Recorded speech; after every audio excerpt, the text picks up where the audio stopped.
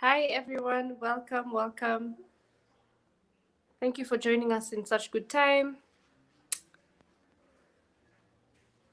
Let's see who's joined us already.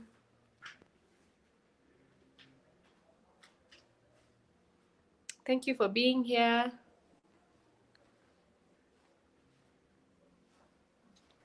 Thank you so much for being here. We're excited to have you. We're excited that we have you as we do our, I've lost count on what edition this is, but we're very excited that you're here. Welcome to Poets You Should Know, and I'm going to be your host today, Miss Kadzitu. If you can hear me, please leave an emoji or something on the comments. And also, this is a time for you to send my shout outs. If you have shout outs, please send them through on our comment section, and I'll be honored to shout your people out. Thank you so much for being here again. I don't know if we're able to do music breaks on YouTube. I'm not sure because of copyright issues. So my very famous music breaks will not be with us today. However, we will play games. Just waiting for the quorum to be for you guys to join. And for those of you who are joining through Facebook, thank you so much for being here. Thank you for spending your Sunday evening with us before the very hectic week begins. Praying that it shouldn't be hectic, praying that the rain subsides. Subsides a bit. So we're able to enjoy some sunlight, some sunshine. Guys, let me ask you, at this time of the month, is it supposed to be raining or is it supposed to be hot? Because something in my mind is telling me we're supposed to be in our summer nini, but it's not happening. So I don't know what's going on. But yeah, asanteni kwa kuja hapa. We're very happy to see you. So then we are obviously, for those of you who are here for the first time, I'm just going to explain what's going to be happening. Poets You Should Know is a bi-monthly, right? Bi-monthly poetry show that showcases different poets in Kenya and around the world. And today we're honored to be joined by our featured poet from the UK. I'm going to let you guys tell me who it is on the comment section. Watch on the comment section, and probably maybe a surprise part from Kenya. However, we also do an open mic session during the first hour of this show, and with that, we welcome anybody who wants to do a bit of open mic. If you have some skills that you want to show us, this would be great. So just send us a request either on Facebook or on the YouTube comments, and somebody from our team will reach out to you and send you a link that will enable you to join on our open mic. We love having guests here. We love the open mic sessions. It's also a time for us to interact with you and get to learn a little bit more from the poet that we have on our open mic. Just a little bit, just something more.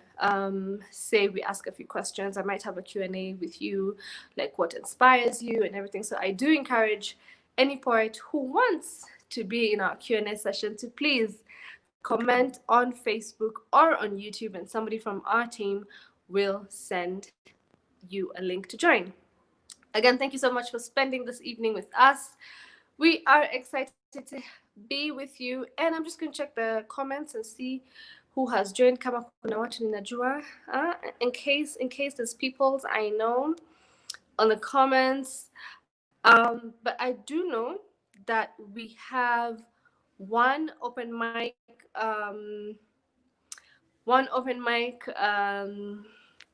somebody who's joining us, sorry, on open mic, and it's exciting. So we already have that one request, and we're going to introduce them in a few, but let's just wait for the quorum to come in, so that we know when we are going to start once we have enough people.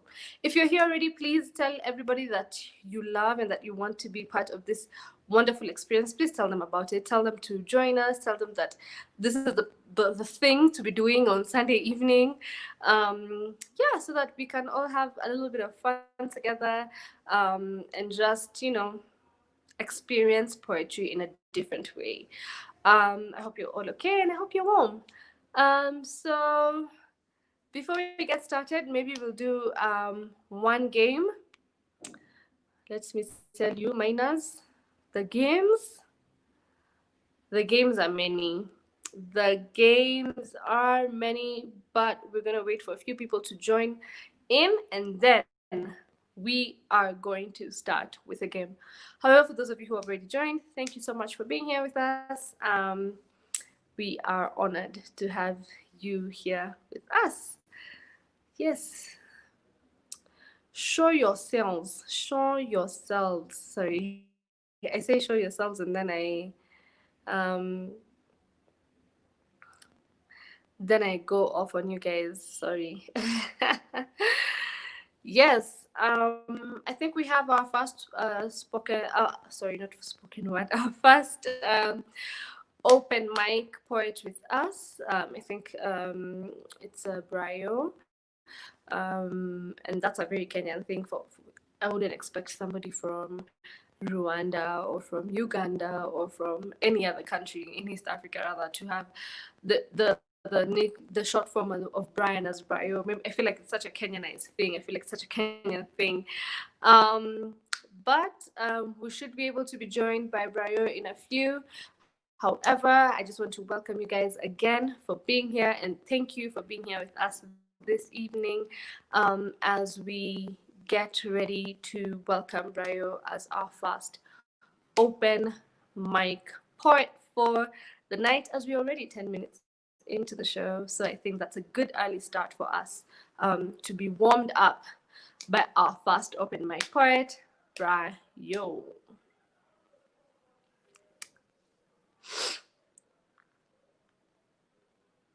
Let's see if he's with us.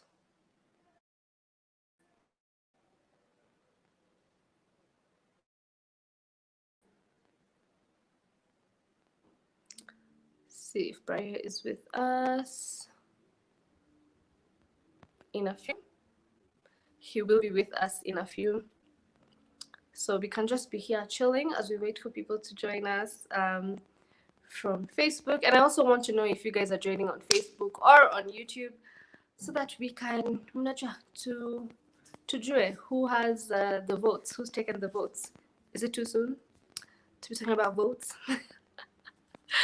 Is it too soon to be putting vote jokes out there? But yeah, I'd really like to see where you're joining us from, the country, YouTube, tutasema the place, because sasa hapa the way the COVID has done to us is that we have to, the way what COVID has done is that now we have to know where people are joining us from. Is it Facebook? Is it YouTube? So we're here for that. Yeah. All right. Welcome, guys. I don't know if you can hear the background music. I live very near a pub, so a lot is happening in that department. Since the name is kidogo open, so you might hear some background music, and I hope we won't be flagged by YouTube, just in case they notice a song that's being played at the pub. So yeah, we will wait for Brio to join us.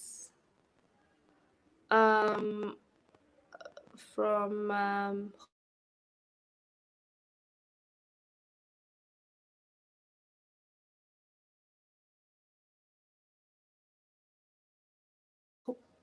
I'm just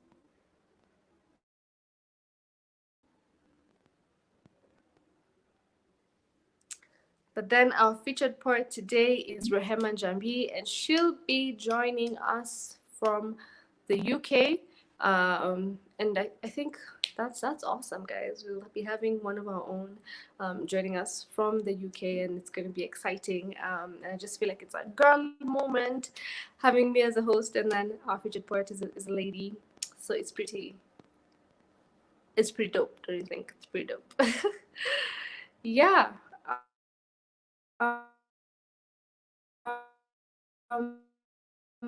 So let's have our father Brio joining us.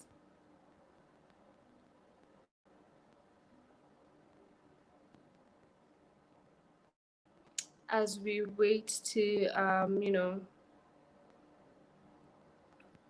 to start our first game for the evening. Might be a game, might be a quiz. Still not decided, but we will know. Oh no.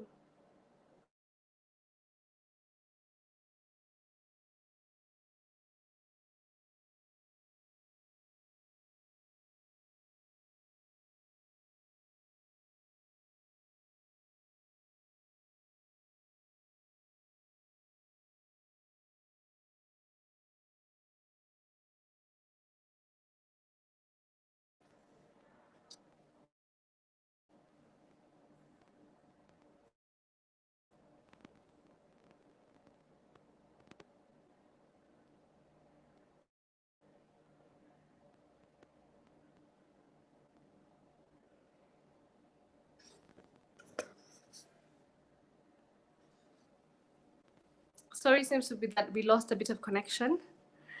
The rain is really not helping with this connection thing, but sorry about that. I hope you guys didn't miss me. I mean, so yeah, let us have our first open mic poet.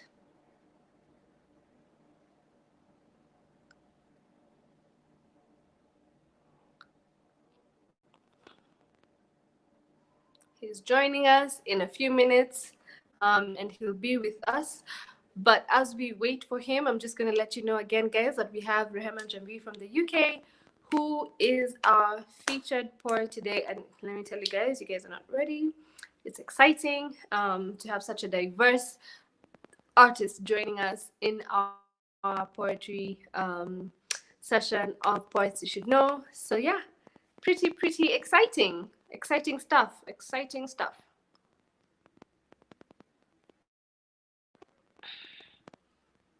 Don't worry, children. This is hot water. It's just hot water.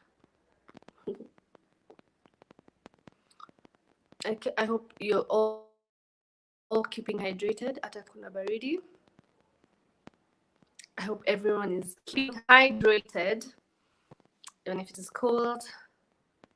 It is important. It is very important. It is of importance, in fact, that we keep hydrated even when it is cold. So we will wait for Brio to join us. We seem to be having a bit of a technical issue on his end, but he should be able to join us in a few minutes. I know you guys can't see what I'm doing with my... Oh, okay. Probably you can't see what I'm doing with my hands. A bit dramatic, but, you know, we have to keep our hands busy.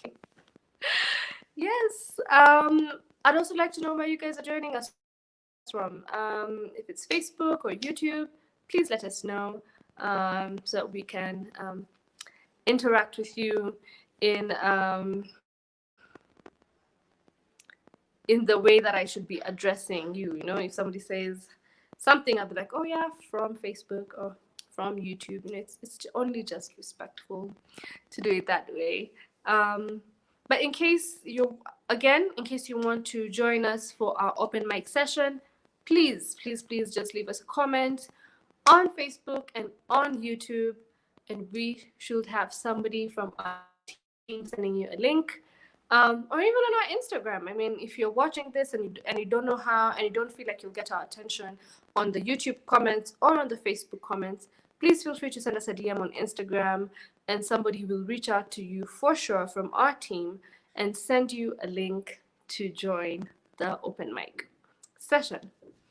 So I'm thinking, as we're waiting for somebody to join us on our open mic session, I might as well just drop a few bars, and I'm going to use movie titles or series titles because it's the easiest thing for me to access right now, and see how we're going to do this. So let's have a poem titled The Flash, Adrenaline Rush. That's the title of the poem. But before I do my poem, because I know it's going to be fire, in case you guys want to put anything in our tip jar to support this, you could do that through M-Pesa till 891-644, or if you're very fancy and you want to use PayPal, please use creativespills@gmail.com, and the creative is CRE8IVE. Spills@gmail.com for those of you who are going to be fancy and use the PayPal. But M-Pesa, cash, M-Pesa to me is also okay, guys. I mean, but so we said that the title of the poem that I'm dropping right now is Flash, Adrenaline Rush, and here it goes. Let me just maybe give you what this poem is about. So this poem is about somebody who goes to the loo and then forgets how to use the flash, or you don't know how to use that particular one because it's too fancy for you. So the losers who would be gritty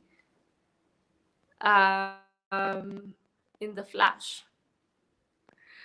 The names of the movies are not coming up fast enough for me to come up with a poem, but I think I need to be saved by Brio.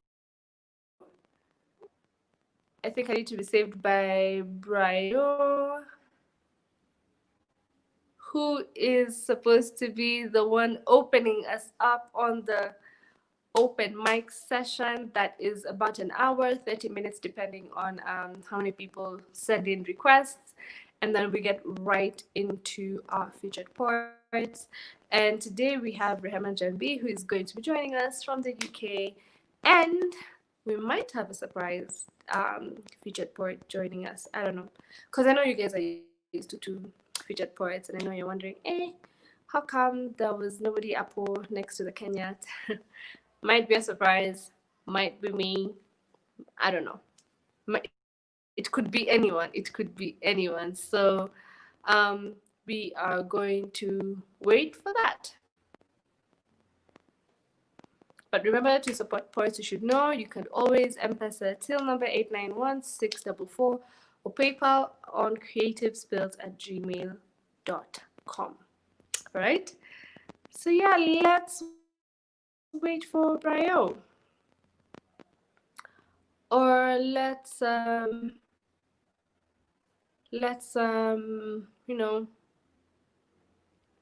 have another featured poet sending us in a request. Sorry, an open mic poet. The word featured is the word of the day today in my dictionary. Featured. We'll have we can have another open mic poet joining us. So please let us know on YouTube or on Facebook or on our Instagram, because that's where most of you know us from. They can join us. They can send us a message, and we will be sure to send in our request, a link, that can help you join the open mic session. All right.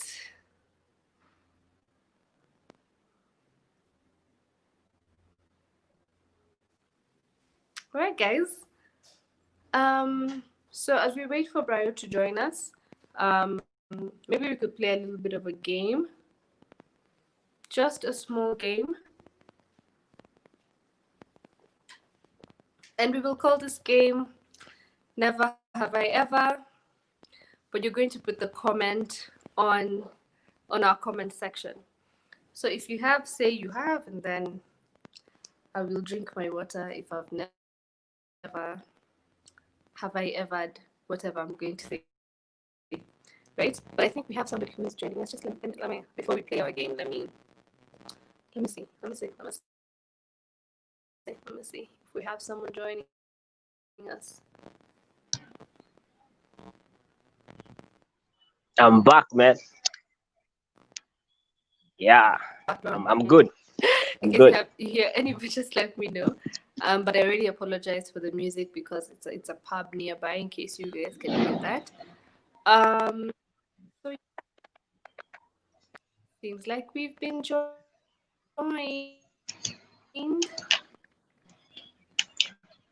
I'm Hi, back. Brayo. How are you? Rather, can you hear me? Yes, I'm There are back. 1,000 people. Yeah, I can hear you. Yeah. We're glad to have you, Brian. Thank you so much for. I'm I'm seeing grateful. you're taking extra care and wearing a mask even when you're indoors. Nah, I'm just at home relaxing. In a mask. Love it. Wonderful, wonderful. I've removed the mask. Tell me, Brian, what are you going to be performing for us today? Yeah, this is a poem. No one's judging. No one's judging. Okay, this is a poem. Yes. Can you hear me? Yeah, this is a poem I've written after. Can you hear me? Yes, I can hear you. Yeah, this is a poem I've written after there have been a lot of accidents happening in the country.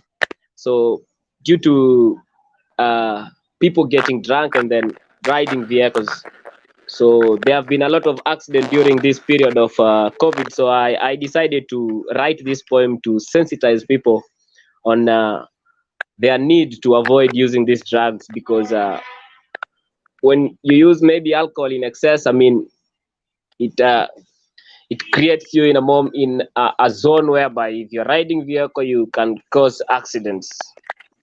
Yeah, so that's the poem I'm going to perform now. True. Yeah, yeah.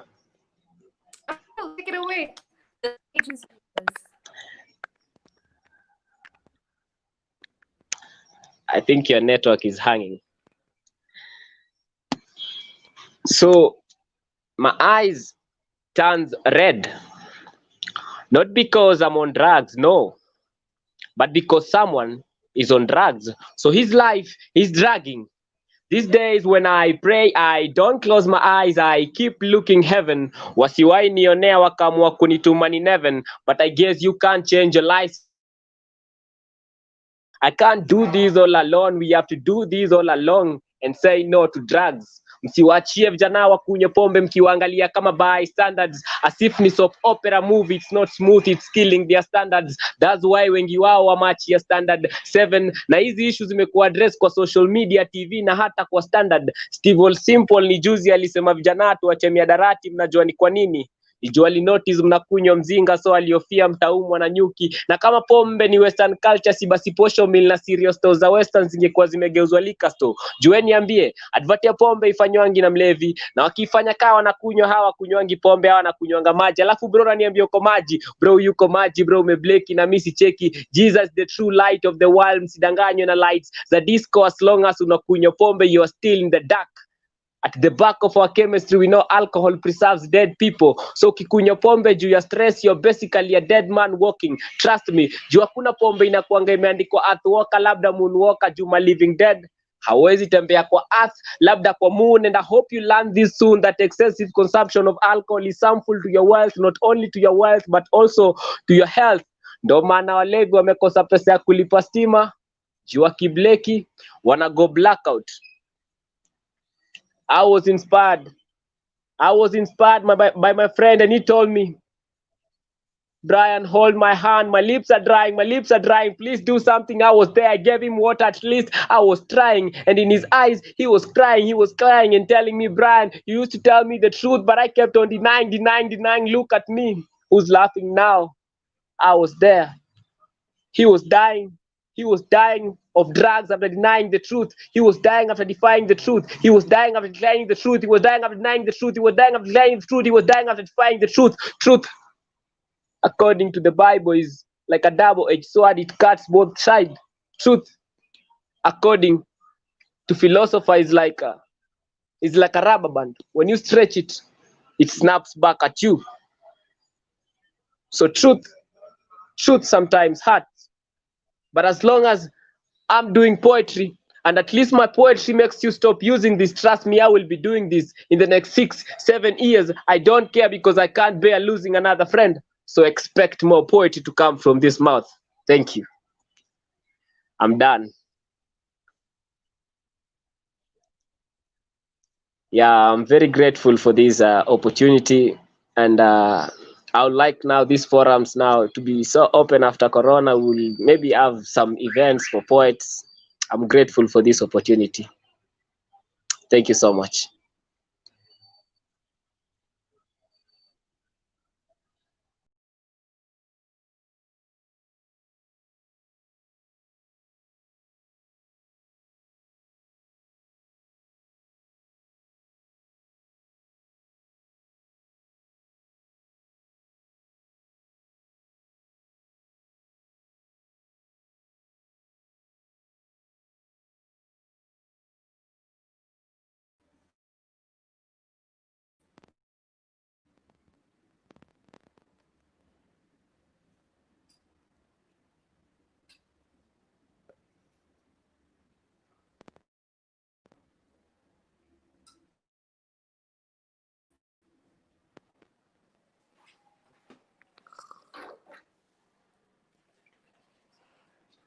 Hey, Brian.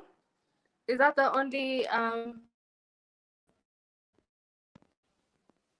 piece you're performing for us today? That was brilliant. Thank you so much. This is a very important message that we all need to hear. And your line, your artistic way of expressing it, was beautiful. So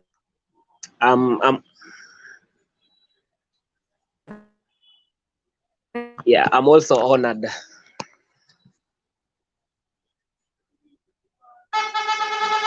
Yeah, I'm also honored for this opportunity. thank you so much for that. Yeah, you're welcome.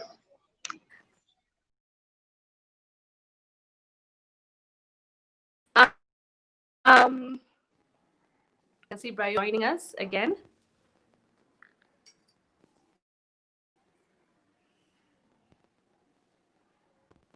So Brian is here, especially people in our generation, and just like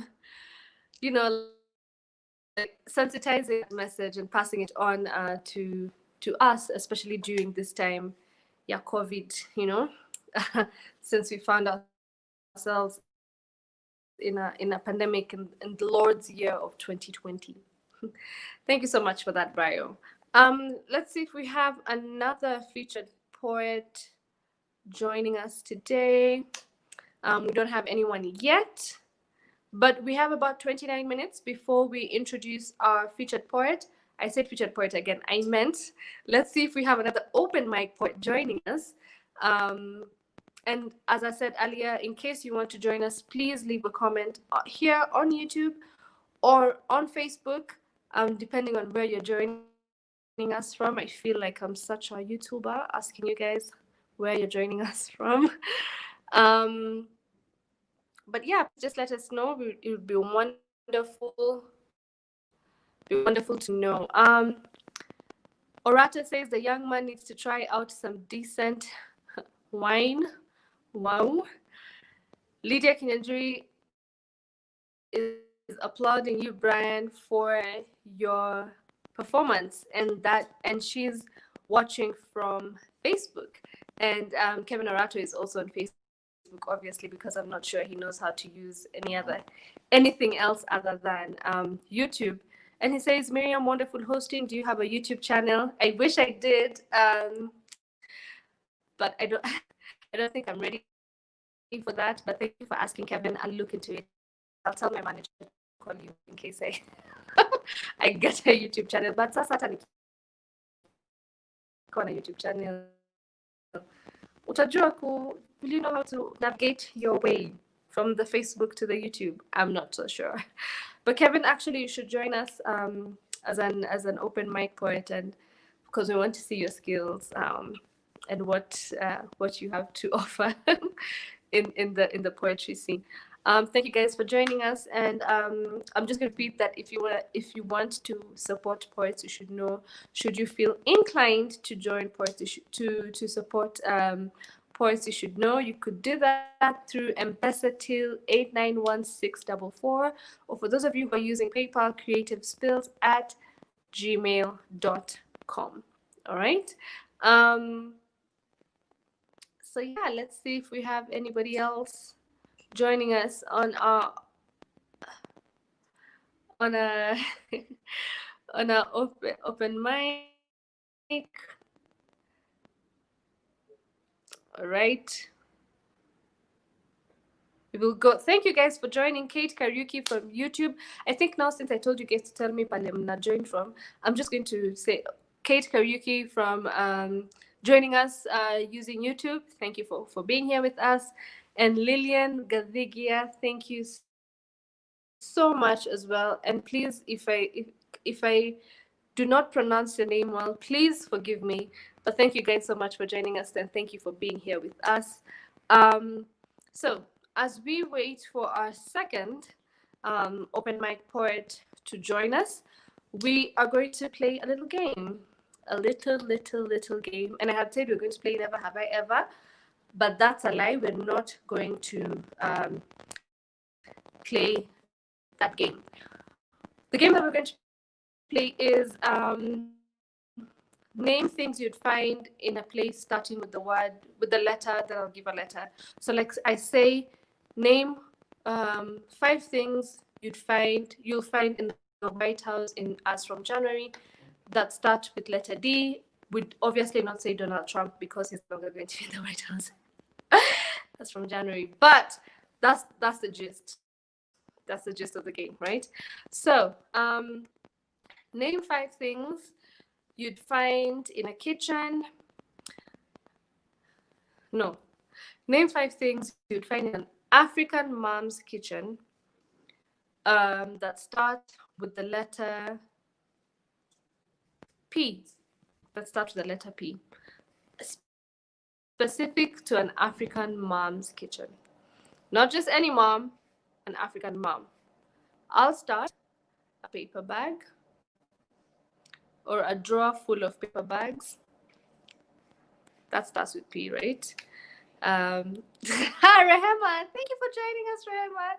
Rehema is our featured poet tonight, and she says, "Ha, the shade, bye bye, Donald." Yes, indeed, bye bye, Donald. But yeah, let's see. 5 things that start with letter P that you'd find in an African mom's kitchen. Let's see. Paper bags. We have someone saying potatoes. Of course, hizo hatuwezi kosa. Lydia Kinyanjui says pots. That is very true. Very many pots, as a matter of fact. Pots is correct. So far we have 2, potatoes and pots. We need 3 more. We need 3 more answers.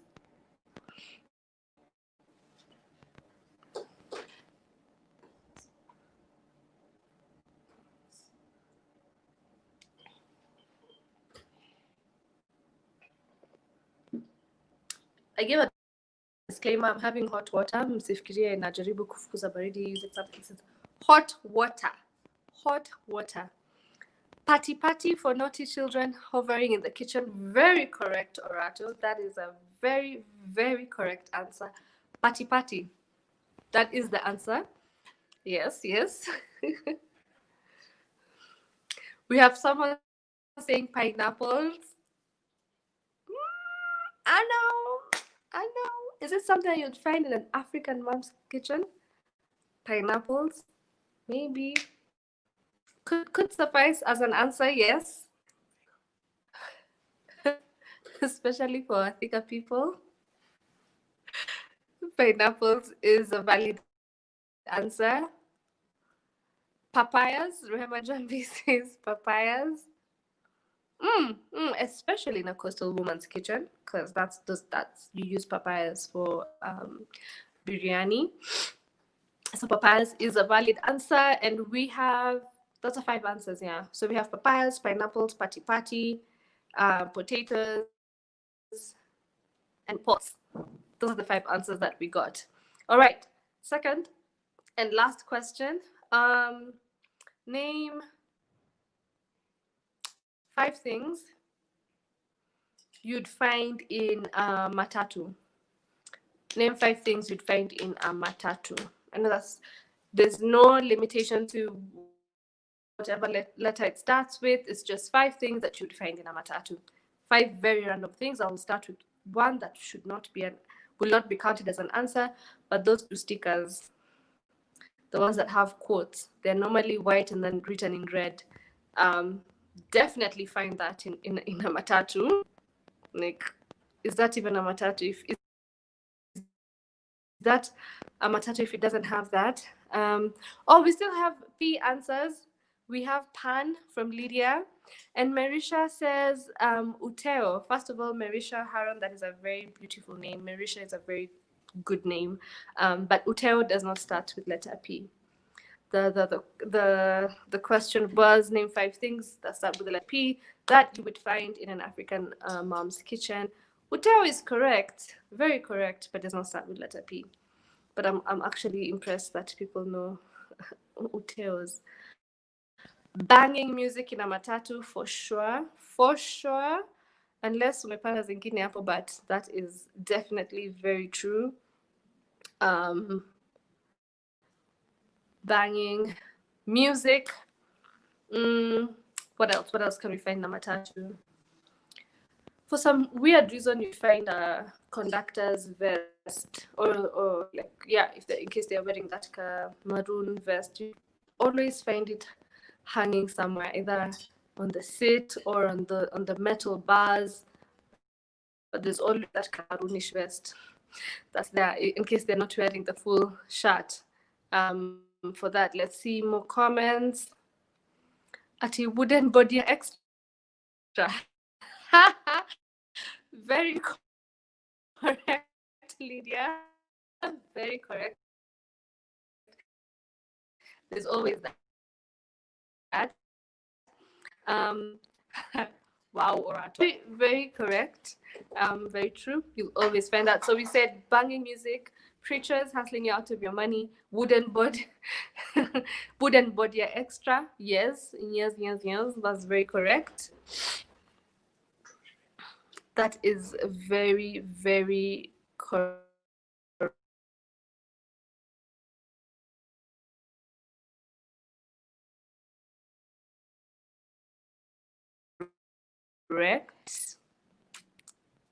It says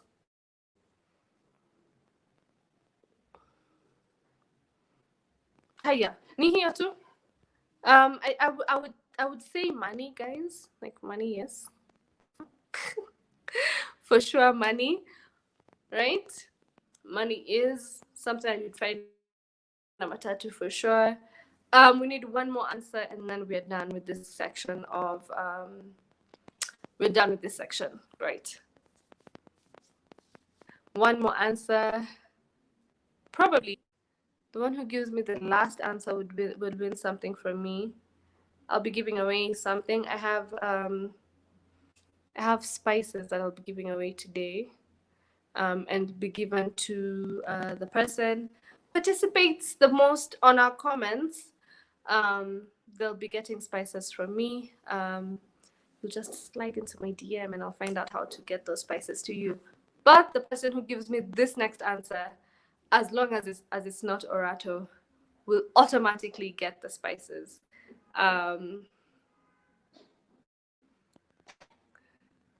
Let's see. One last thing I would find in a matatu. I really hope that the connection does not out you, whoever you are who is trying to answer.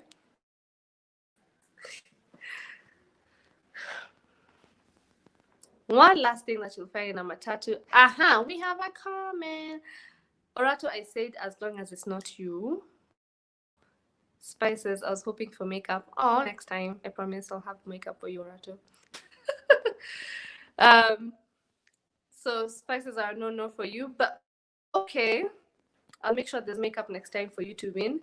Um, one last answer, and then whoever gets that one gets to walk away with a bag of spices from Spice Rag. You can follow them on Instagram. Um, let's see. No comment yet. I'm going to shut it. I'm going to shut it out. Um, mm, seems like we have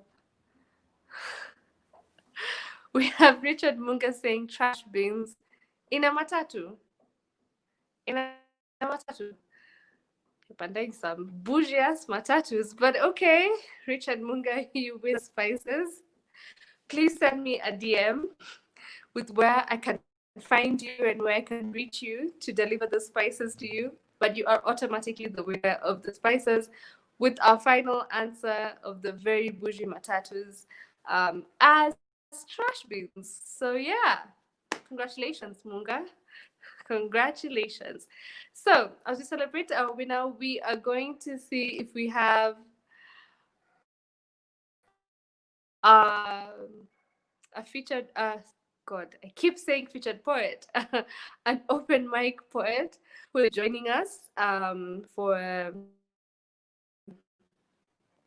because this will be our final open mic poet who is able to join us, and then we go straight into a performance from our featured poet who I see is already with us on Facebook, Rehema Njambi. Very excited. I'm also very happy that you're online in good time. So yeah, thank you so much. Remember, guys, hapo chini kwa screen, you can see information on how you can support poets you should know. This happens every twice a month, right? Yes, twice a month. And yeah, Lydia says weirdly you'd see umbrellas in matatus. That's true, especially if it's raining. And Orata says, what is Munga doing here? Wait, Munga won. Conflict of interest. Bye bye, Trump. I thought we said. Orato, you should have answered instead of telling us that you wanted makeup instead. Maybe you should have answered, but there's no conflict of interest. Hapo. Kama ameshinda. Just like Biden. Guys, I'm going to throw a lot of I'm going to throw many jokes about the US election because the most interesting thing that has happened to us, I think it's one of the good things that has happened to us out of 2020.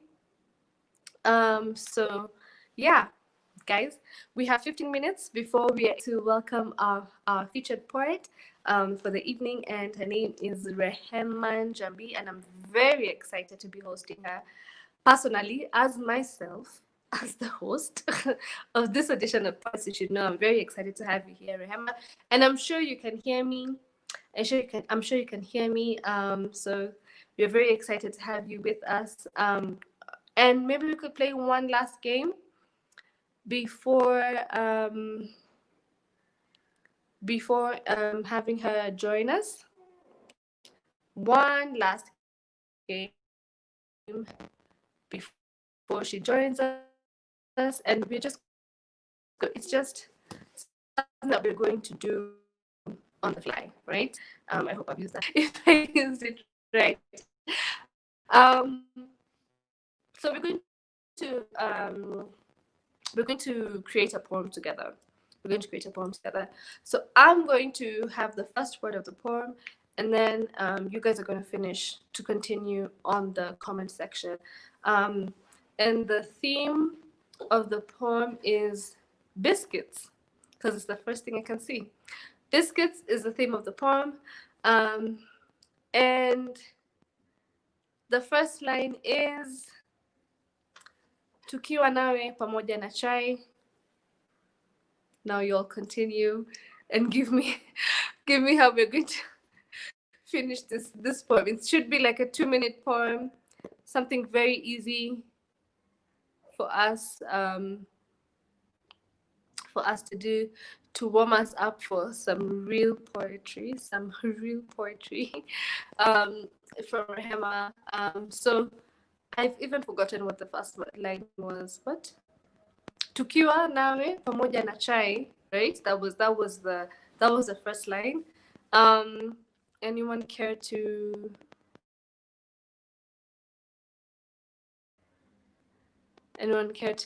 continue this poem? Tukiwa nawe pamoja na chai. Forgive the background noise again.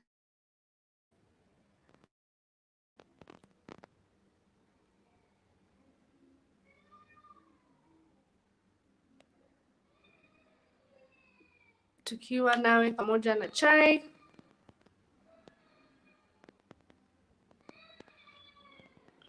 I know it takes a while for me to see the comments on my side, so I'm going to be patient and wait to see who sends a comment first.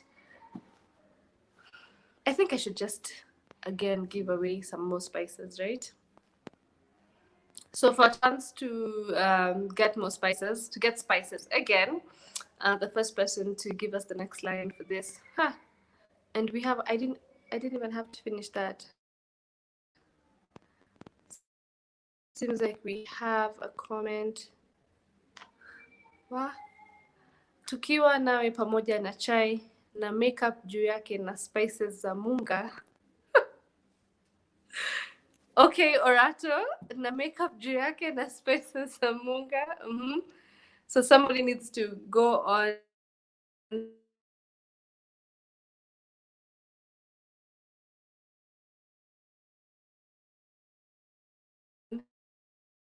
pamoja nawe juu yake na spices za munga ya tangawizi iliyokolea.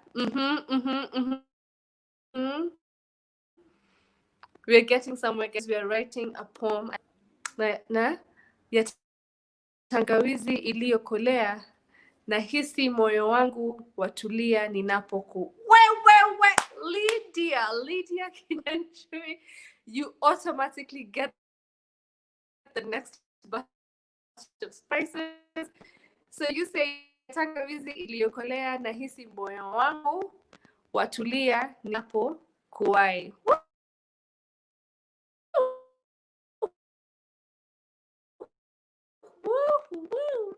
The other gender box. You need to get this box. Nahisi moyo wangu imeshika. We only have one bad line there. I will obviously not say whose, but so far we're doing good. And we had said it's going to be a four-line poem. A 4-line poem. So let's see. Let us see.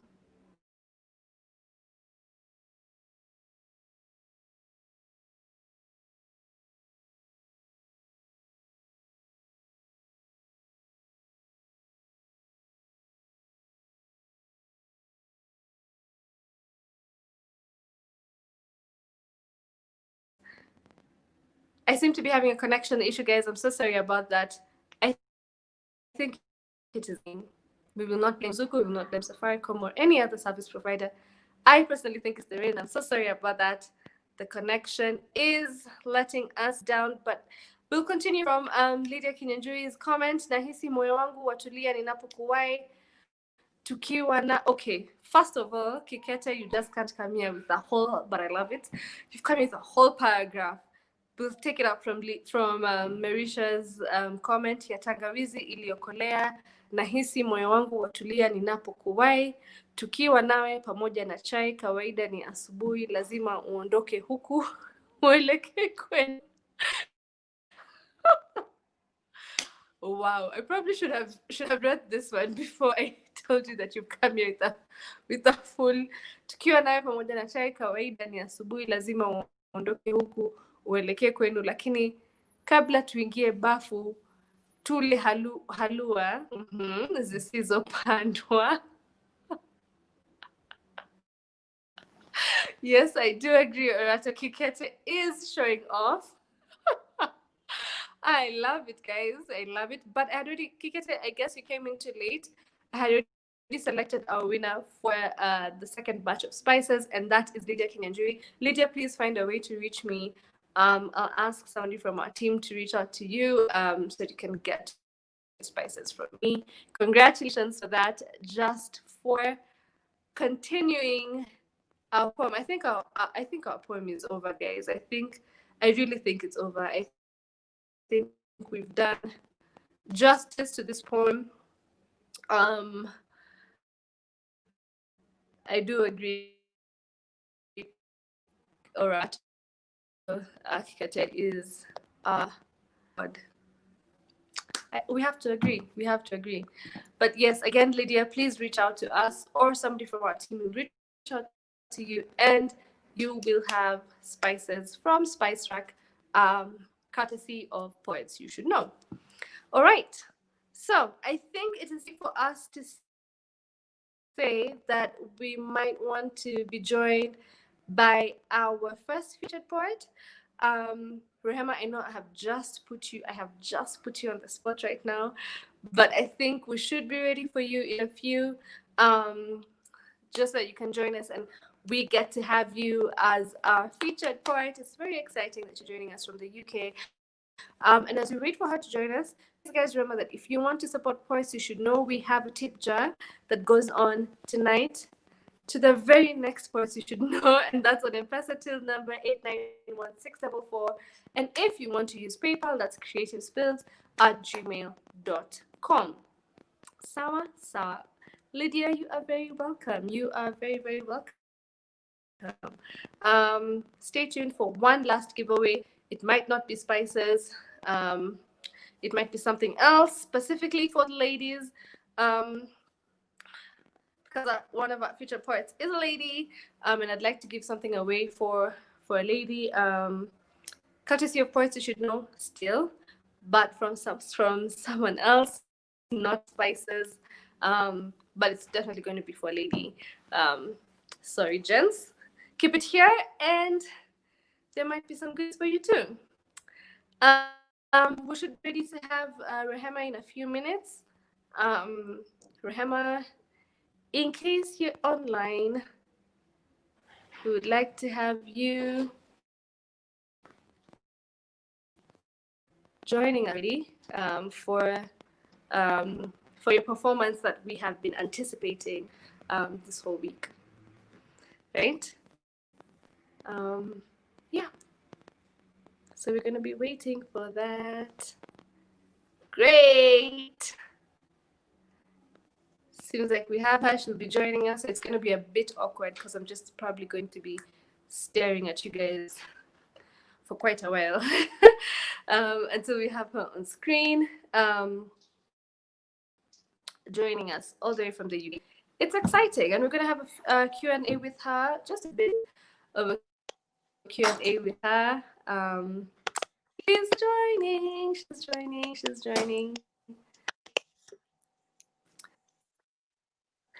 Hi, Rehema. Hey, how are you?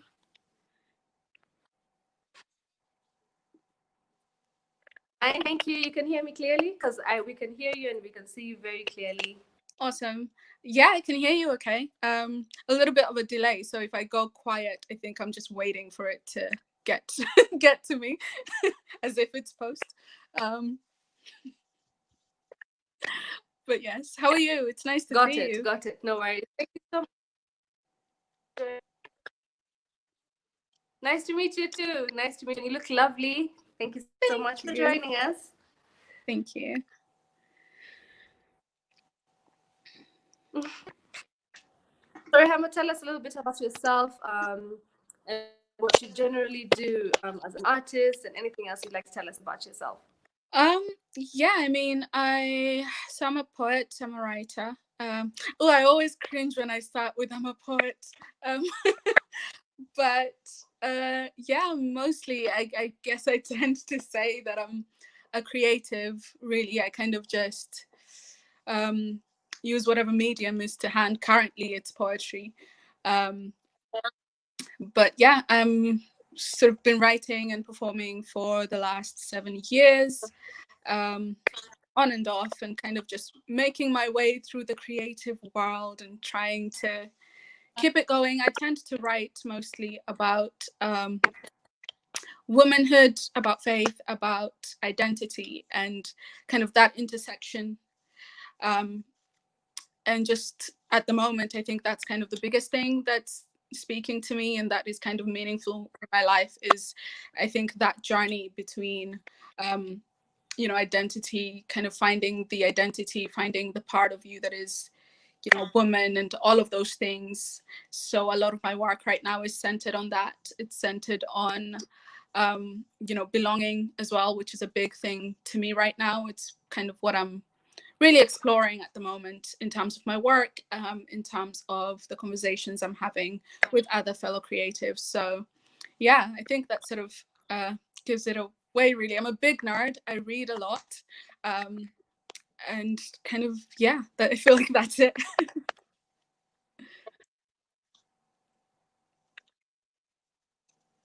Yeah, you said you're a big nerd and that you read a lot, and I was like, yeah, your background gave you away already. we could already tell how much you read from all the books that are you used that drop. That's lovely. How many pieces? Okay. Sorry, I missed that. How many pieces?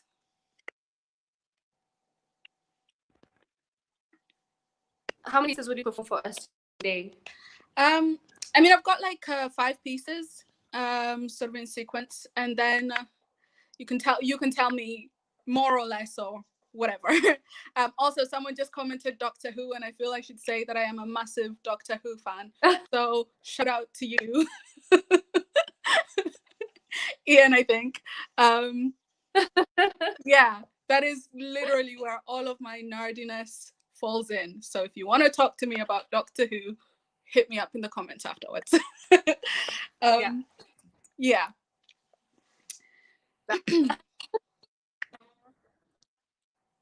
All right, cool. So I guess you can take it away, Rehema. Great. Okay, so this first piece is called Strong Black Woman. And just PSA notice, hide your children. There is slight profanity in it.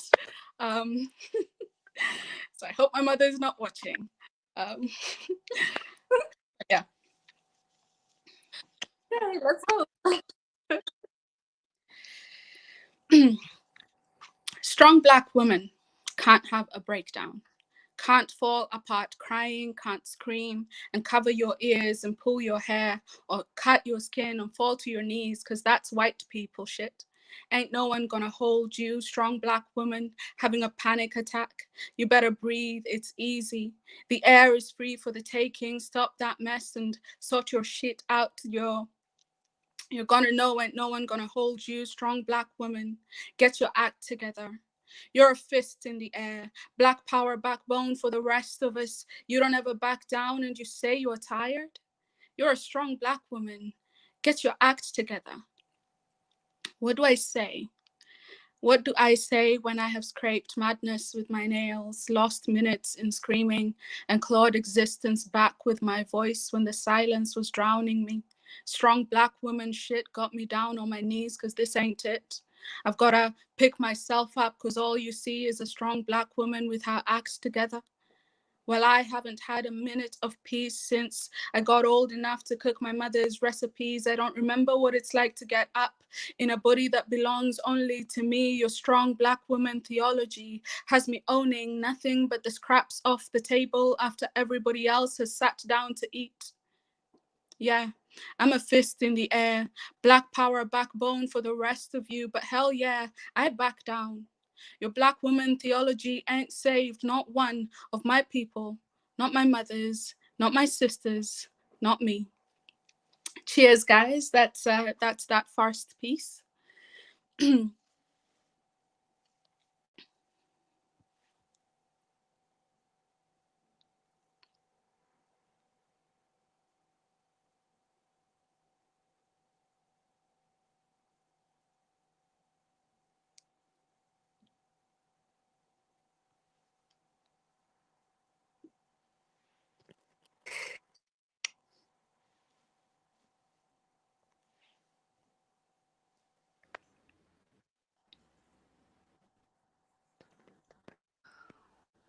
Seems like my mic was muted.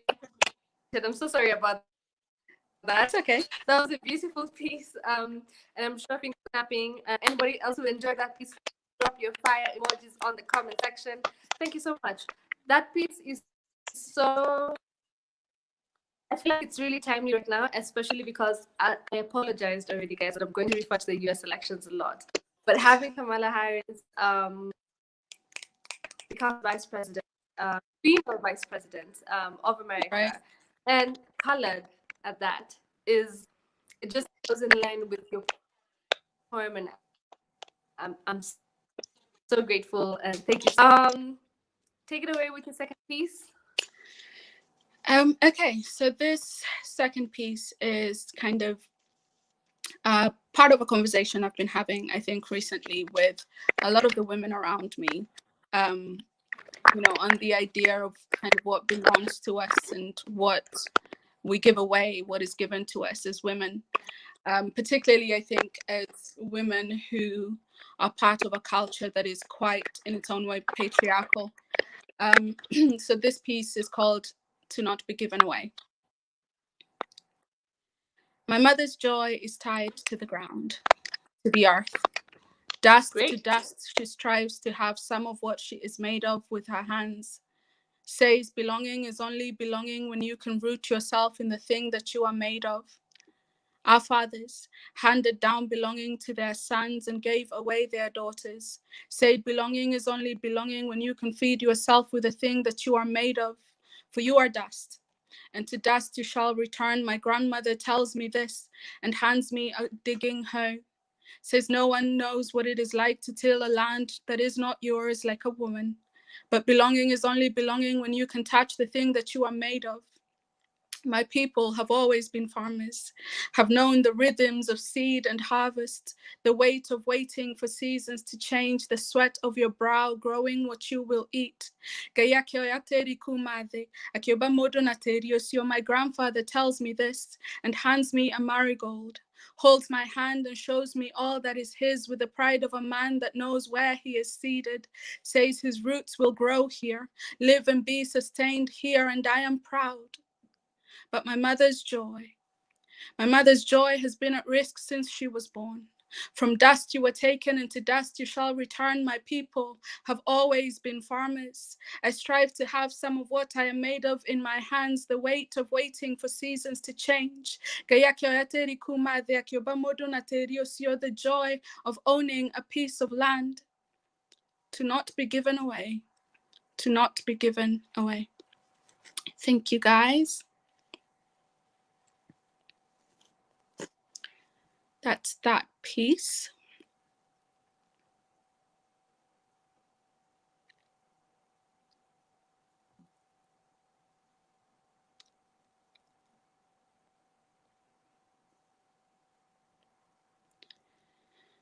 So, yeah.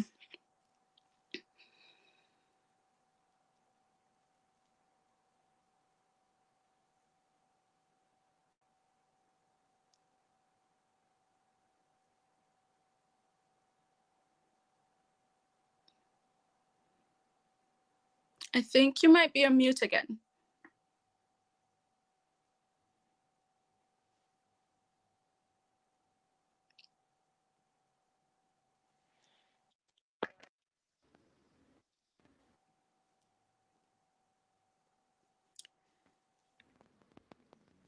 Can you ask Ian to unmute me from that?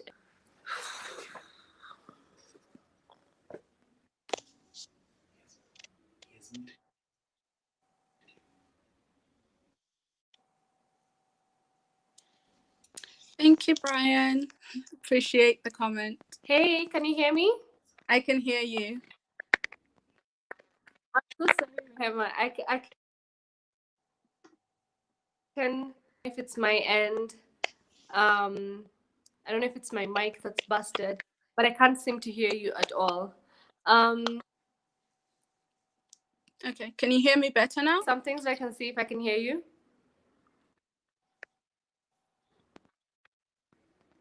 Can you hear me?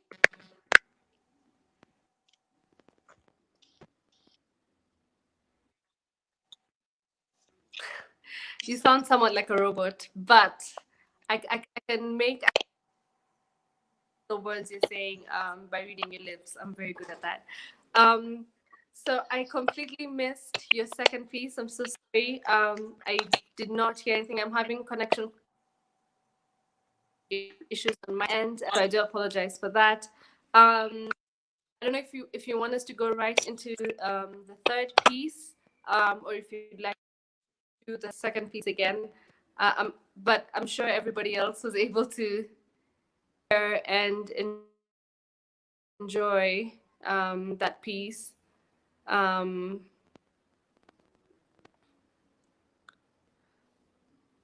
I think I can just recollect from, yep, that seemed like a really awesome piece. I'm just looking at the comments. And it's a shame that I missed it. But as soon as we have Rehema back with us, we're just going to take it away from where we left off, with her doing her second piece. So let's see.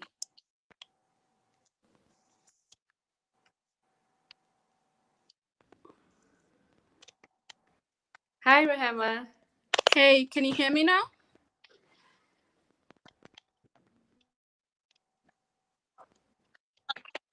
Yes, I can hear you so clearly. Yes, I can hear you. Great. I don't know what happened there, but it just dropped. Hopefully everybody can hear me fine.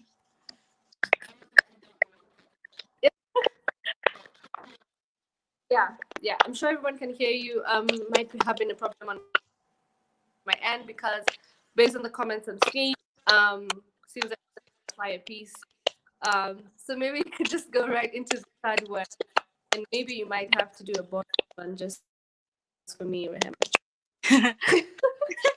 Okay, I think I'll go into sort of my next two, and then we'll see where we are at, right?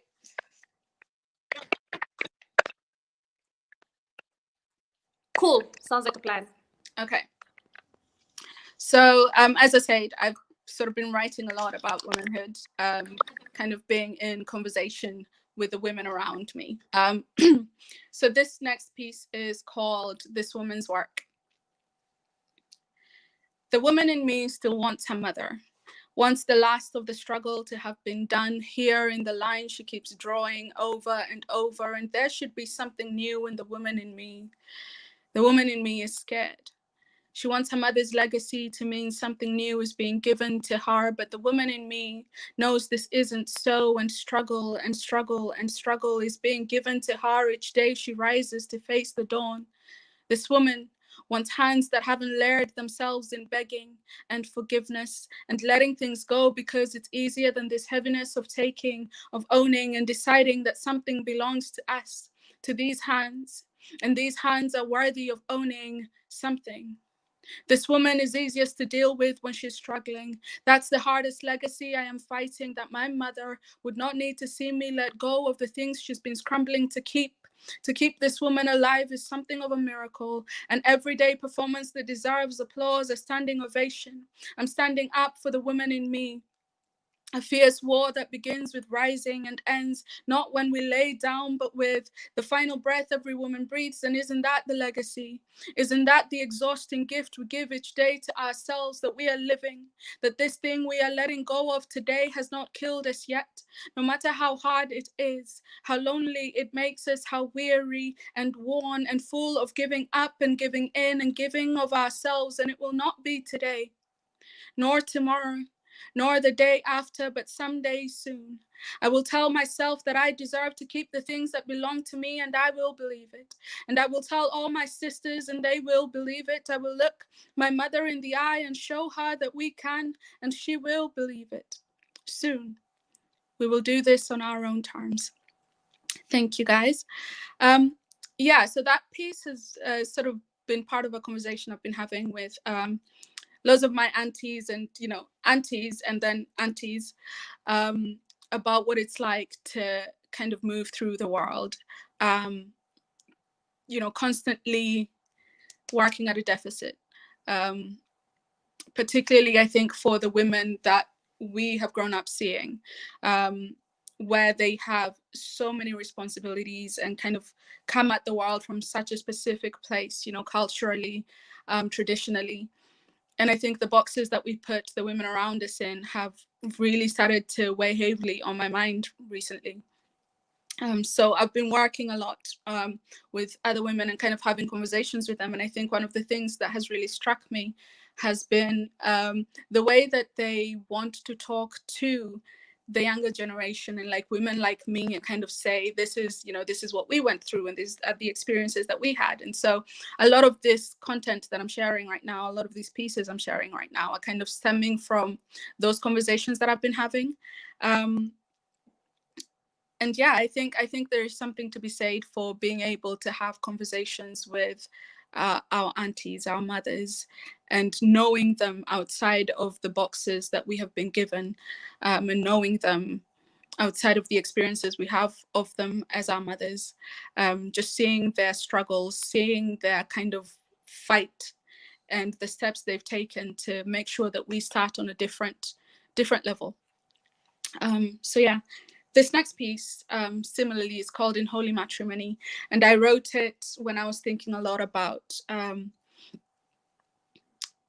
lots of the marriages that I'd seen around me, and, you know, just the idea and the concept of marriage that we have, and what kind of traditionally women were expected to be and to give, and the space they were expected to exist in. And then the kind of thing that they're given back, I suppose, in our communities. So this piece is called In Holy Matrimony. You want holiness, purity served on a plate with a sizable portion of eagerness and a side of demure. You fall just shy of posting our names on the streets, and every goddamn time, you want it to be just like that. Don't know too much, but know enough. Don't feel the curves of the body, the soft of your skin, and equate it to a sacred beauty worthy of its own pleasure, but love it when I love it, want it when I do. You deserve holiness, a love and a beauty so pure it is drenched in myrrh and frankincense and wrapped in gold and anointed oil that drips and drips and soaks its essence into the skin of your hands. Your hands deserve to hold something real, something that lives more than just a memory on your palms. And so dripping, dripping, dripping, I pour myself into your hands. I pour myself through. But you don't remember why you wanted me. My taste on your tongue is no longer sweet. My fragrance is too much on you. I am the last thing you want now that your gaze has set on a new holiness. The holiest words ever spoken have been breathed between us. How did you let yourself forget every breath is blasphemy? When you lay yourself bare, I find profanity nesting in the crevices of your body, and the way your voice wraps itself around me in the night, commanding me to believe that even this is to be accepted. I am angry and tired. My holiness is through. Thank you. So yeah, that's that piece. Hey Rehema, I'm back. Hey, yay! Good to see you. Oh my God, better connection clearly. I'm just having some technical issues, and I'm so sorry. Your poetry seems to be so dope, and I feel so bad that I'm missing out on it. I feel like everybody else is having a better deal, yet I'm backstage with you. So sad. Nah, listen, I totally understand. It's like the most stressful thing to deal with technology when you have to and it's not working and there's nothing you can do. So It is, but hopefully I've sorted it out. And I don't know, Rehema. I believe that what you've performed so far is dope because what I've gotten, the little that I got to hear, is all around it empowering and exactly what you defined what your poetry is all about. How many pieces do you have? How many more pieces do you have to perform? so I've got kind of 2 left. Wow, that's sad. I mean, I Well, can sad do for more. me. I'm not saying that's all, but Yeah. That's I think it would be dope to hear some more from you. Yeah. okay, great. Yeah. Yeah, happy to do that. Great. Okay, so I can do another piece. Sure. So sort of in line with that, I feel like I should also say that a lot of my like pieces, there's not like any chill space for these pieces. Like I'm like, we're just on this deep emotional roller coaster right now, guys. So you know, it's all good. Grab your drink. um, yeah. So this piece is called "Obsession Can Do Anything." Obsession can do anything. Walk you home after midnight, knowing it has nothing left in its pocket, every penny spent buying you flowers you hate, but do not say a thing about because it insists you love these flowers. It walks you home after midnight to be sure you've locked your door and so that it can stand outside your window and wave goodnight as you lean out, bashful and shy. Obsession can say anything. Joke one too many times about how tight the skin tight jeans you're wearing are, and how many obsessions will think about you in those jeans. And it can tell you again and again and again with only the slightest change in the inflection, but somehow the fifth time is when you hear it. That slight emphasis on the word obsessions that makes you question what it really means. Obsession will nudge you to change the jeans this one time. After all, you've already caught your obsession. You do not need any more obsessions obsessing over you. You will tell obsession that it is enough, always enough. Obsession will tell you that after you've lived with each other for over a year, you should know not to stay too late. It misses you when you are gone and there's no air. You are life. It'll ask you why you didn't answer the phone when it called the seventh time within an hour and insist it knows you're tired of it. Are you tired of it? When you say you need space and spend the night with friends, obsession has never met. Obsession will find your friend's number somehow and call them and ask to speak to you because you will not pick up your phone and it needs to hear your voice. Obsession can do anything. Find your mother's number and call her and convince your mother that she is the reason you do not smile anymore. Find the new email you are now using, the new number you have only given to a select few, and gently remind you that it misses you. That's why it overstepped and why it can't leave you alone. Alone is the last thing you want to be since obsession came around. You hate it and miss it and fear it all the same, and obsession knows that about you. It gives you space so you miss it. Miss the flowers, miss being complimented on the modest clothes you are wearing, on the way you do not look any other obsessions in the eye now that you only have eyes for your obsession. It gives you space, then comes again and reminds you why you hate it and why you should be afraid. Thank you. That's that piece.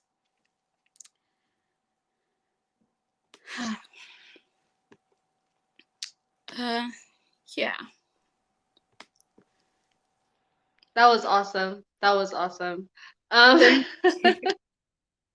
and as you were going through that piece, I kept wondering because I haven't asked.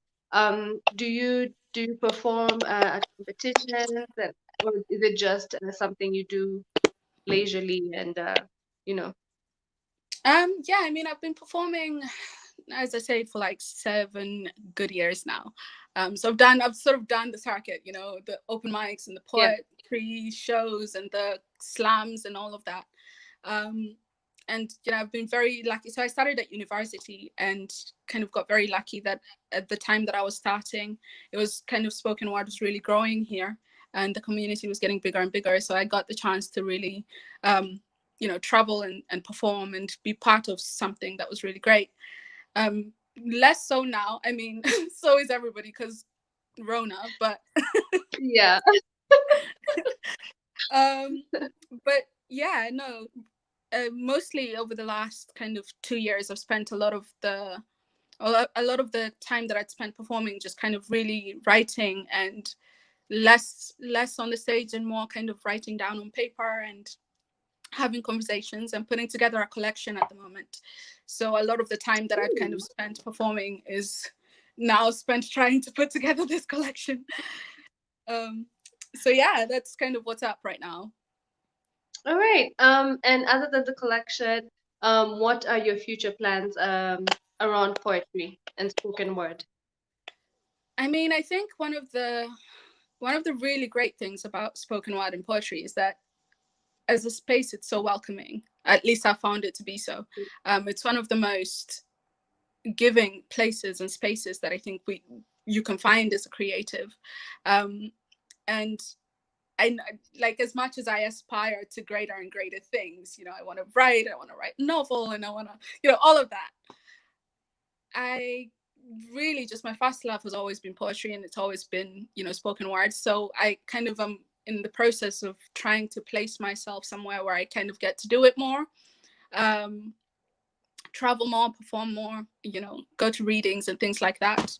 But yeah, I mean, I also have a 9 to 5, so the dream fits between the after 5 and 10 o'clock when I go to bed. So yeah, wow. That's impressive, though. That's impressive. That's really impressive. Thank you. I mean, I think it's such a great space to be in, and it's such a great thing to be part of. Like, so Poets You Should Know, actually, I was watching a video on YouTube and came across Poets You Should Know, and then on my last trip home, I was like, I'll just show up and see what's happening. And immediately you walk into the space, and it doesn't really matter that you don't know anyone, have never been. I think you just find like-minded people, and it feels like a community. Yeah. So I think that's what poetry gives to so many people, and I just want to be in a place to kind of extend that personally to other poets and keep it for myself as well. Yeah.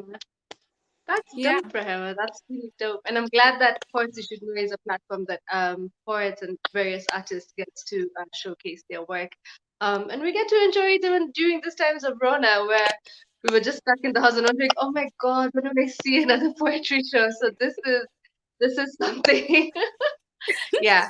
Maybe you can tell us something about your next piece before you perform it. Yeah, so this piece is called Love Haunting Me, and I was writing it about really the idea of what we hope family to be, and kind of whether that's chosen family or our natural biographical family, and you know what we kind of come into the idea of family expecting, and what we get back, and what we miss and what we don't. So it's a little bit about that. It's also, I mean, I moved here when I was 9, and so some of my family's at home, some of my family's here, but within that space of growing up here with family in various places, I think your idea of what family is and what it does changes and expands a lot to accommodate the fact that you're not physically there. And so you kind of grow up with this idea of like, there's what I imagine my relationships should be like, and there's what they are, and then there's what I hope they are. And it's a constant thing that's in communication with your idea of family, and it changes and evolves all the time. So that's kind of, I was trying to get at that idea in this piece. Yeah. All right, take it away. The stage is yours. Thank you. Okay, so this piece is called Love Haunting Me. It's fairly short. Sometimes I am homesick for a place I have not known, hungry and aching for the taste of home, dishes I have not had with names I have never known, teasing the tip of my tongue. Sometimes there is an ache, melancholy that is not truly mine, insisting there is a yearned for embrace. I stumble on the stairs at home, I remember being there, but now is not. Somewhere in some world, in some dream, or some memory, there is a place, and you are there, and we live, and we love, and we thrive exactly as we ought. And it fills me with hope and despair to think of the us that is there, perhaps spread out at the breakfast table, sipping tea and making family, laying down together in the dark, hugging sheets and making family, cherishing each thing we could be, and being a family. Thank you. Beautiful, very beautiful. Thank you. Would you like to perform a bonus poem before we introduce our next poet? Maybe just for me because of my technical issues, I guess. Sure. Okay. Let's see what we've got.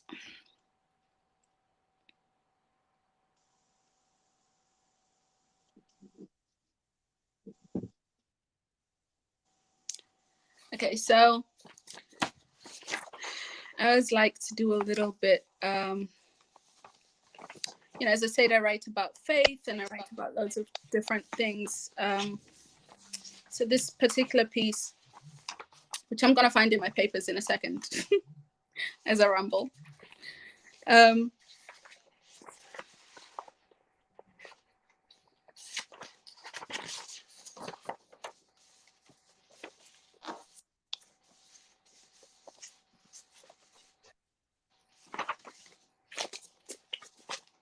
Okay, so this particular piece is partly inspired by a poet who goes by the name of Jericho Brown. He wrote a collection that's really amazing called the New Testament, where he kind of writes as if he's writing a psalm to God, sort of thing. So this part inspired by his work, but also part inspired by Psalm 16, which says, "Preserve me, O Lord, for I have put my trust in you." So I feel like this is a good place to end. Yes, it's a very beautiful place to end. Thank you. So this is Psalm 16. Preserve me, O Lord, for I have put my trust in you. Preserve me, O Lord, for I have put my trust in you. Preserve me. My back is to the wall, O Lord. It is too late, for I have put my trust and I have put my trust in you. It is too late now to tell anyone. I have fallen short of the glory my fathers saw in me. My trust did not stay secure, but has landed me and left me leaning my life and woes against crumbling walls. Jericho is nothing to me. No daughter of Zion has been taught to wail like me, dust to dust, ashes to ashes. I burn down this temple because the Lord will not be hurt, because the hands that have built these walls deserve to be moaned, because mothers taught their children that they must pray in tears until the weeping and gnashing of teeth is far removed from them, because Jericho is fallen and there is no rejoicing inside these walls. Thank you. Again, super short. But yeah, thank you so much. That was a beautiful ending to such a beautiful session, Rehema. Thank you so much for gracing us. And maybe do you have a parting shot? Where can we find you on social media? What are your social media handles on Instagram, Twitter, and of course Facebook? And where can we see more of your work? Yeah, thank you. Thank you, first of all, for the platform and the time and all of your ears. It's been great. You can find me on all social media at Rehema Njambi. So Instagram at Rehema Njambi, on Facebook at Aaron Poet.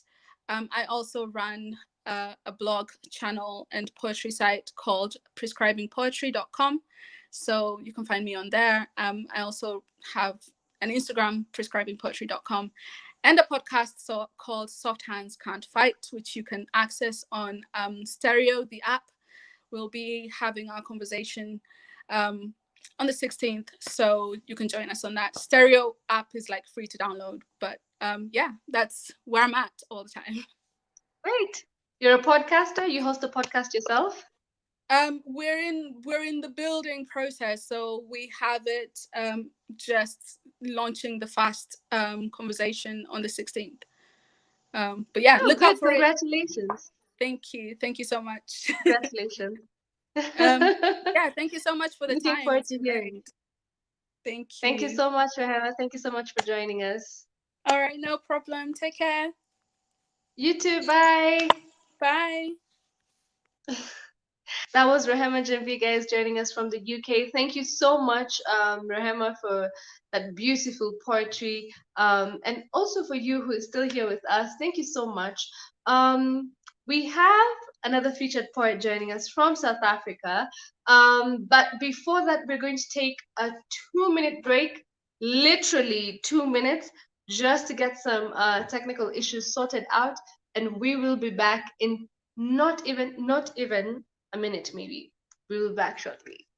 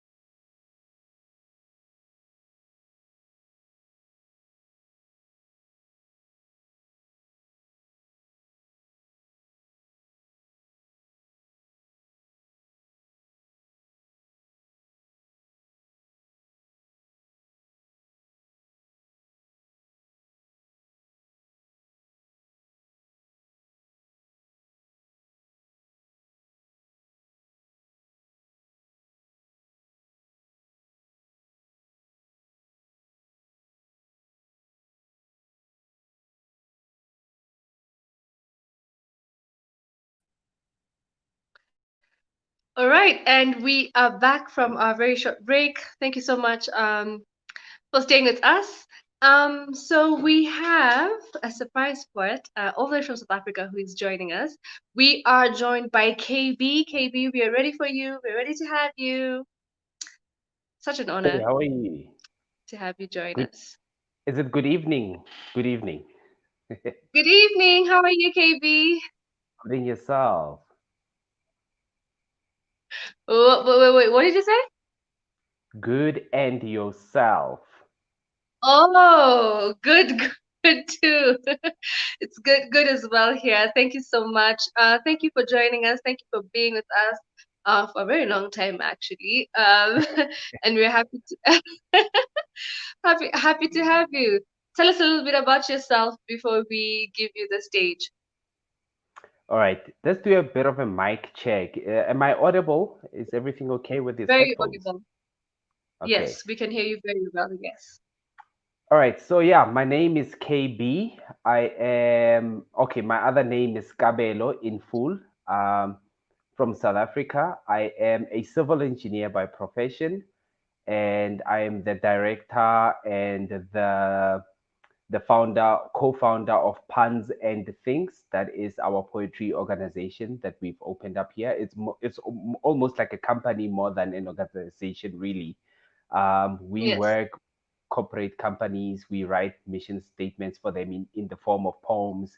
Um, we write music for them. We also do storytelling in the form of poetry. So that's the line of business that we are in the form of poetry. But yeah, I saw your face light up when I said I'm a civil engineer. Yes, because it's very rare to hear that somebody has a full-time job, like a very demanding job. So it seems Yeah, like you have something in common with Rehema, who just left, having a yeah, 9 to 5, and you being a civil engineer and then doing poetry. yeah. Why poetry? Why did a civil engineer decide to get into poetry? Look, in my opinion, I think that everybody's talented in their own way. True. Whatever craft that you are, I think that as human beings, we're not just meant to be one-dimensional, right? Some people have perhaps have not discovered their talents yet. Some are yet to discover them. But I think that we are all gifted in our own way.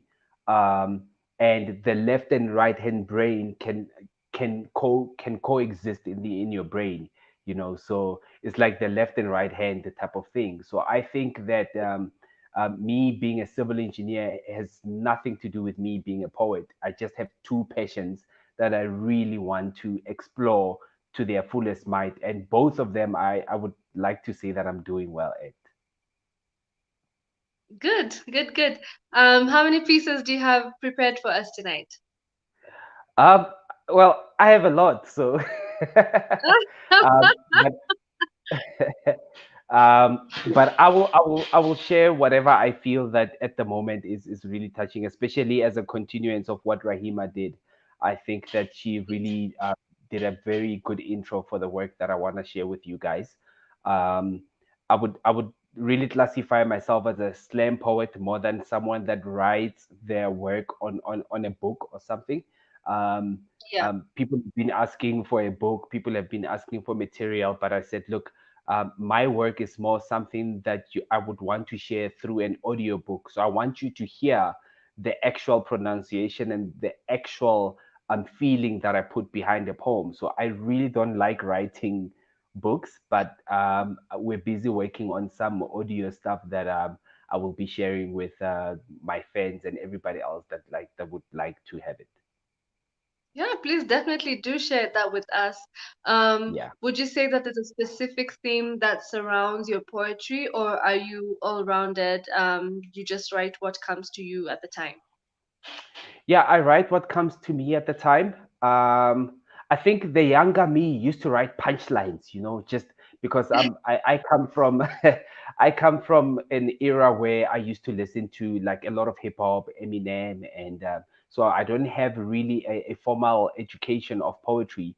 So my poetry really comes from the streets and raw as it is. So my theme or what I write about is what I think looking at the poems that I've written down is the stuff that really touch me. But also I just want to share some light stuff as well. Some love poems, for the ladies. um, so Ladies. yeah, so I don't think as a poet, we as poets we really have themes. I think that we write what comes to us at that time, and I would like to believe that we are also a versatile people with our work as well. Yeah. Yeah. All right, KB, I'll let you take it away. Take the stage. All right. So the first poem I'm going to share is called Dreams. It's been something that has been bothering me for a while. I was reading the book The Secret, and I also watched the documentary. And Yeah. from that, this really, like, this is my ultimate poem. So I'm starting with like the pen ultimate of my work with you guys. Okay. All right. Great. I swear to speak poetry. The whole poetry, nothing but poetry, so help me God. Your Honor, I did not kill this man with my poetry. He died because of the truth it speaks. I was speaking to his mind when he took it to heart. See, I believe in poetic justice and the principles of art, that it is important for a man's content not to be impotent, meandering aimlessly, polluting minds to aim less. But my mind is a weapon, loaded with words aiming at ignorance as I shoot you down with opinion, and my mouth is a cannon, printing words, producing pictures. Pay attention before this picture pixelates. A man with blurry vision easily loses his path. But I wrote poetry as a guide dog, a blind man's stick and sense for the dyslexic. So I refuse to be locked behind 16 bars while I can use words to rearrange a constellation conundrum of stars. Your Honor, I'm only guilty of speaking truth under the oath of poetry, so prosecutor, rest your gaze. I object and reject to be subject to this subject that subjects us to silence. And they wonder why we respond in verbal violence. They try to give us enough rope to hang ourselves, these formal ties that tie our tongues together, but we broke our minds free. I did not kill this man with my poetry. I was teaching him about dreams. I was asking him, what do you know about dreams? I used to dream of having one of those, but now I sit and dine with my dreams, master and servant. Nightmares are the elephant in the room. We've been sweeping under our tongues with a broom. This conversation is long overdue. My dreams saw me dreams. I want to walk my dreams while daydreaming on a cold winter night and wrap myself with dreams just to prove that, like God, dreams are in abundance. See, my daughter's the girl of my dreams. There's nothing I wouldn't dream for her. I want to take her to dreamland, introduce her to my dreams, and let them tell her how highly I dream of her, that I will crucify my dreams to die for her nightmares. And there's no clause that says she needs to believe in Santa Claus, because no girl child of mine will find her dreams in the hands of another man. These are the dreams that daughters must learn, that some dreams you dream and some you earn. The midnight oil must burn to the ground. My dreams are my dreams, and I'm here to collect. I want to dine with my dreams, cook food for the mind because I'm thoughtful, that my dreams need to be fed to keep my soul healthy. Wealthy is he that feeds his dreams plenty, but a man should not have to bargain for dreams with his dreams. Such blasphemy. To monologue through life without dreams is a futile exercise, and I'm tired of running my mouth. The silence is in the background while I make all the noise. I'm closing my ears, trying to listen to the sound of my voice. Maybe I'm not loud enough for my dreams. Dreams are my birthright. I wine and dine you right, yet I'm left without dreams. All my dreams have left. I need dreams to cultivate my imagination. What is a man without dreams? But my dreams respond in kind. My dreams ask me, what do you know about dreams? You and your kind are yet to learn the powers they wield. You forsake your own for the dreams they televise. You leave your dreams and live everyone else's dreams but your own. You were once full of dreams. They used to guard at the majesty of your feet and kept your souls clean. But you sold your dreams thinking you could foot the bill. See, the shoe fits, but with laces untied, many fall short of graces. The messes carry no weight. But they got you ashamed to be seen holding hands with your dreams. You used to dream wild like the wind, but you blew your chances. Was it not you a while back in hot pursuit of your dreams? Relentless in your approach, your dreams stood no chance, but the chase is better than the cage, right? So here you are, bargaining for dreams you were born clenching. You wine and dine your dreams, wishing upon a destiny fading. Yes, what is a man without dreams? Dreams. The lack thereof is the absence of God and the universe in you. For dreams are messages from God that you can have great dreams. It is God's will. Your dreams are written in God's will. Your dreams would never forsake you, but other God's will. Awake from your dreams and stop dreaming about having dreams, for you can never ask God for that which you already have. What is a man without dreams? And what do you know about dreams? Thank you. Your mic is mute. Your mic is on mute. Oh, thank you so much for that, KB. Finger snaps, finger snaps. Thank you, thank you, Delayed thank you. reaction, but that was beautiful. Thank you so much for that. The thing I like about poetry is that our mind gets to be tuned in a way that we might not have thought about something. So, like in your poem about dreams, I like when you said that your dreams are God's will. That was beautiful. Thank you so much for making Thank you. me think about it like that. Let me look at what the comments are saying. Rehema says, "Come through, KB." Yes. And then we have Kikete saying, "Jesus H Christ, I just turned back into this." Thank you so much for your comments, guys. All right. KB, would you like to do your second piece now? Seems like we've lost KB, but he should be joining back shortly. Let me see. Could have him back. I'm Been back. joined by Sorry. Mufasa, who says, "It's all right, no worries. Technical issues, we understand." Yeah. Yeah, we're ready for your second piece. Thank you so much. So the Great. second piece is one of my oldest as well, but one of my favorites of all time. It is 10 years old, but because it's such a real experience, even now in South Africa, it's something that we experience now. Like I've seen it as a timeless piece. I called it Joburg, Let My People Go. And I'm just gonna go into it, and then we'll just speak about it afterwards because I think there's a message that I wanna share. So I think everybody knows Joburg, which is Johannesburg. Yes. Okay. Joburg, Joburg, let my people go. I have come for my father's prodigal sons, the silent ones drowning in your moon-shaded trance. My people have become slaves of your dreams and feast from the promise of wealth in sweat.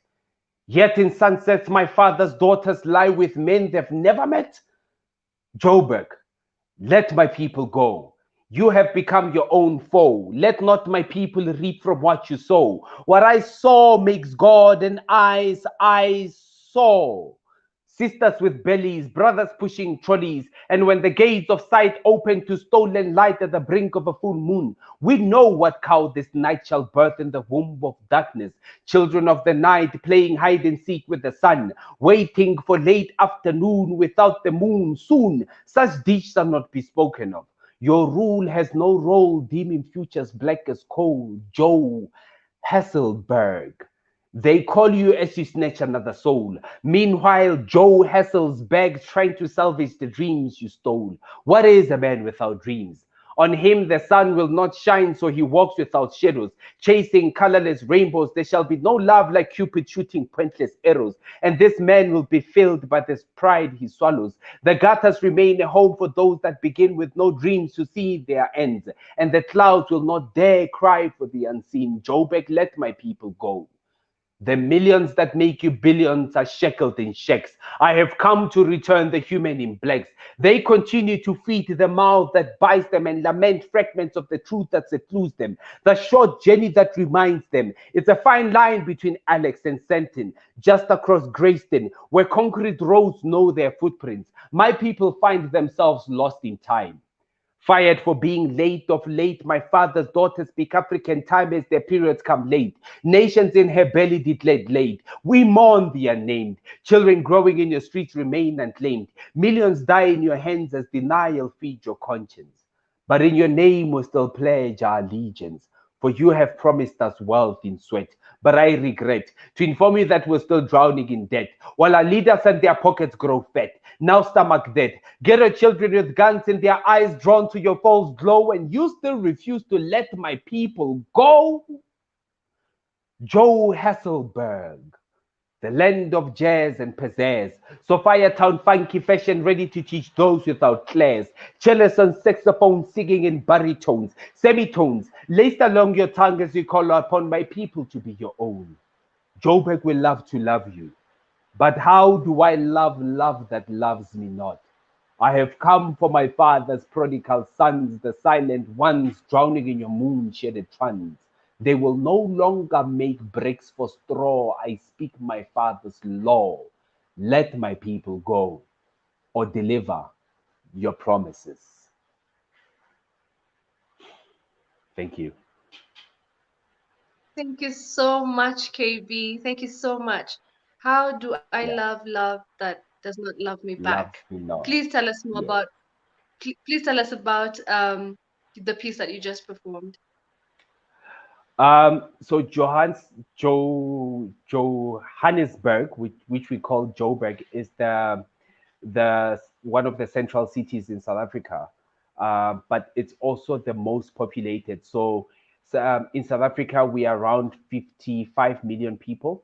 But in Johannesburg alone, or in Gauteng alone, we have almost 60% of the country's population staying there.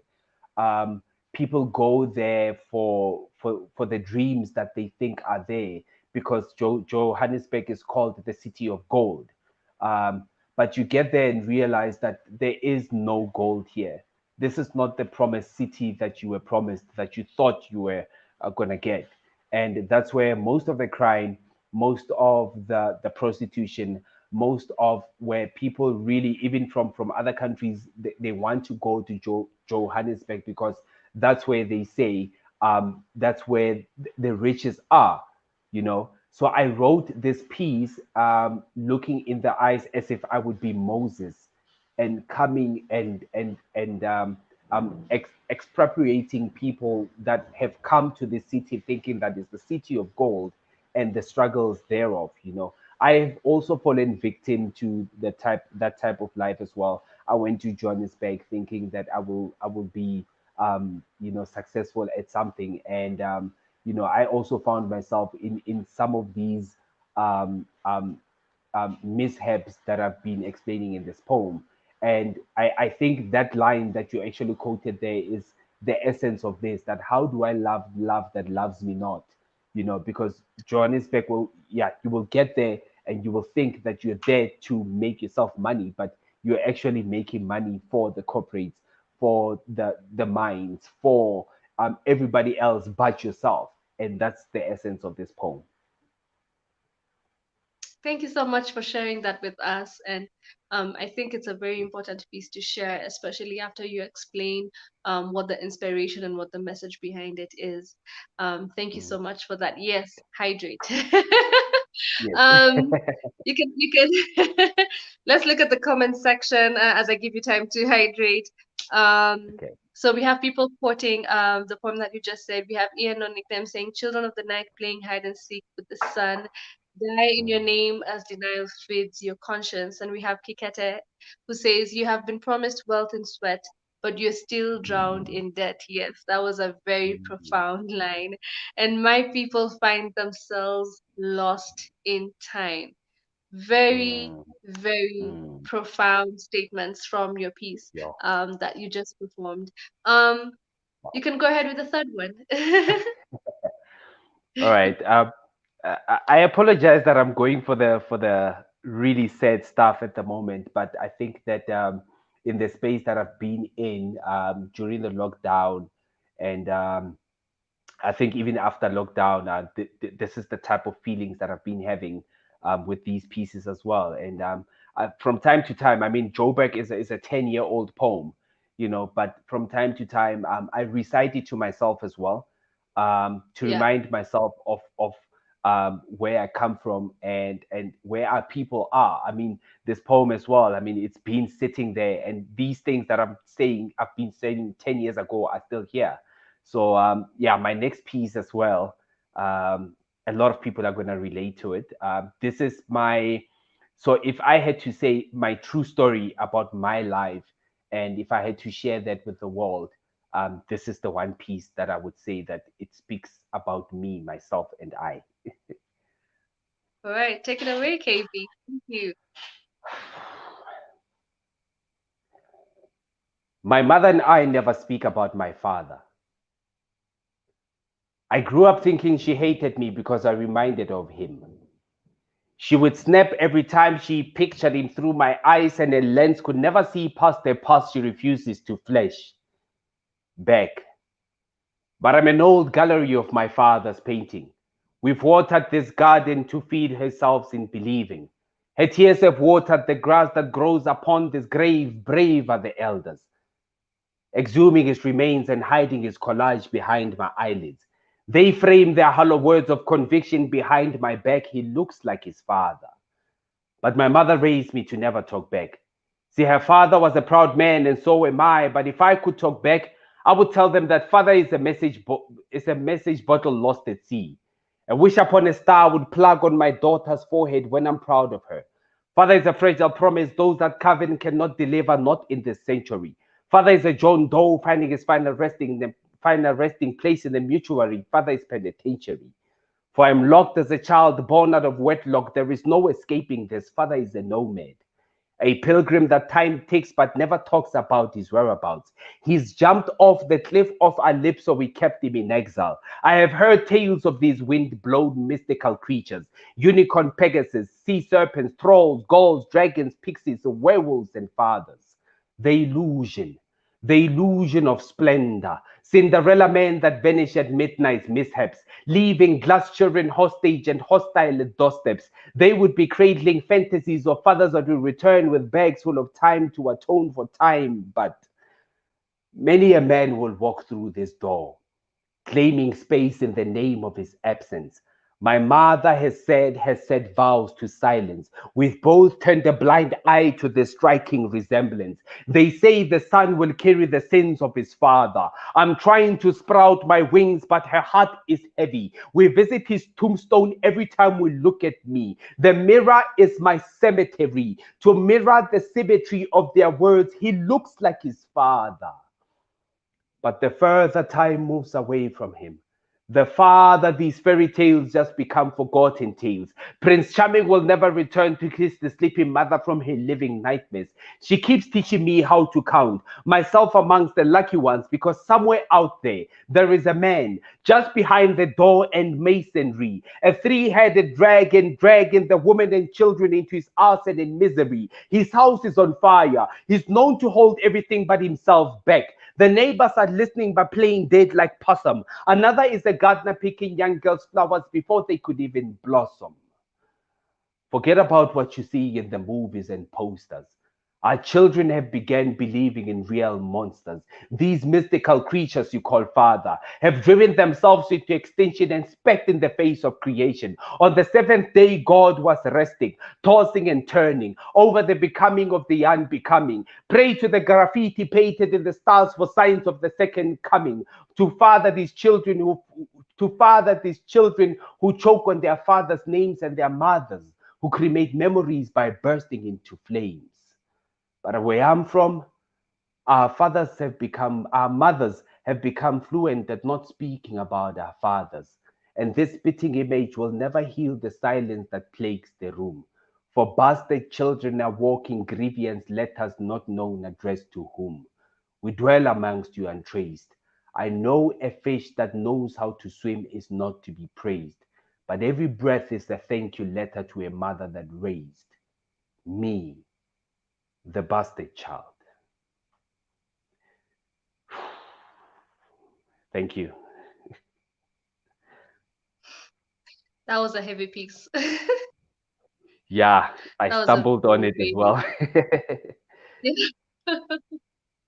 thank you for sharing that with us. And thank you for Thank you. also just telling us that it is where you feel like you are at now. And the thing that I've learned from your poetry is that poetry is indeed timeless. Um, Mm, it doesn't some of the pieces that we write, no matter how long ago we wrote them, are still relevant in our lives mm, 10 years later, 6 years later. And I think that's a beautiful thing that poetry embodies in its being as poetry. yeah, um yeah. and as we sadly let you perform our last piece, your last piece, sorry, maybe you could also tell us again what your last piece is going to be about and what has Okay. inspired that piece. Yeah. The last piece, I will make it a bit more lighthearted, but I think that it has a layered meaning as well. Because when I wrote it for a client. I had a client who wanted to talk about women that bleach their skins to look brighter, and the topic was around colorism and what causes women to go into wanting to look all yellow and not being proud of their brown dark skin. So when I wrote this piece, I wrote it for that, and it's a love poem, but it has a layered meaning as well. So I hope our brown sisters appreciate it for what it is as well. I'm sure they will. Take it away, KB. Every time I see your face, I get this feeling I just can't replace. The truth is, lady, you're the one for me. So listen, baby, please just let us be. Yellowbone, you know I love your yellow bone skin. I can tell where yours begins. I can tell you're mine, babe. Yellow bone up against my brown skin. I can tell where yours begins. I can tell you're mine, babe.